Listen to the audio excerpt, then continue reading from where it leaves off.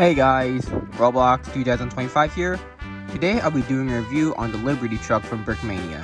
This kit was released back in 2019 as a part of the Great War Bricks Value 2 instruction book, containing 272 pieces, not including the canvas, which cost $40. To give a little backstory, the Liberty Truck was intended to standardize and use the best features from other trucks that the US Army had at the time, and it was used during the final stages of World War I, which after the war stayed in US service up until the 1930s. As for the kit itself, like I said, it was never released as a traditional kit as of right now, and the canvas and wheels are only available as add-on packs. Here's the Liberty Truck itself. For size comparison, we have a minifig and a Kiev 13-pounder.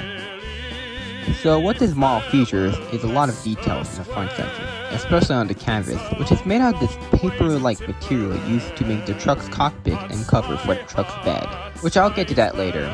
The details in the truck's cockpit is present, and if you take off the cockpit, you can fit two minifigures, one for the driver and one for the passenger. That's pretty much it for the front section, and as for the back, you have the canvas that covers the truck's bed, featuring a lot of details, including a text I could not read.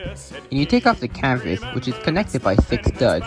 To take out the individual studs to reveal the interior, it features frames to hold the canvas, not to mention that the frames are not connected to the truck's bed.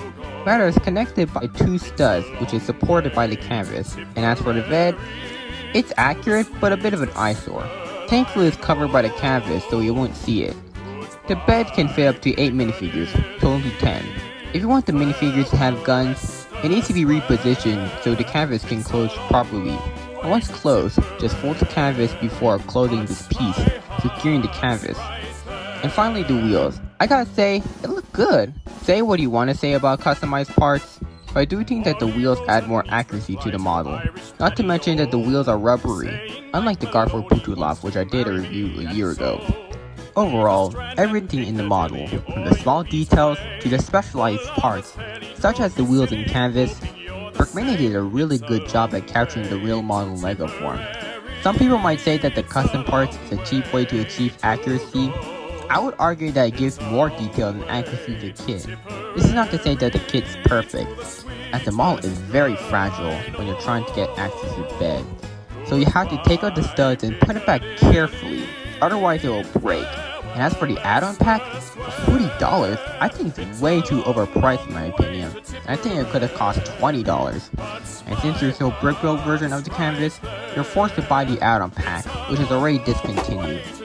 With that aside, and other than a few flaws, it's an excellent model, and I'll give it an A. Really good instruction model, and if you're a World War I fanatic like me, or a collector, I'd recommend buying the book and build it for yourself. But you do have to design your own canvas. I hope you guys enjoyed this video, and that's pretty much it. Bye.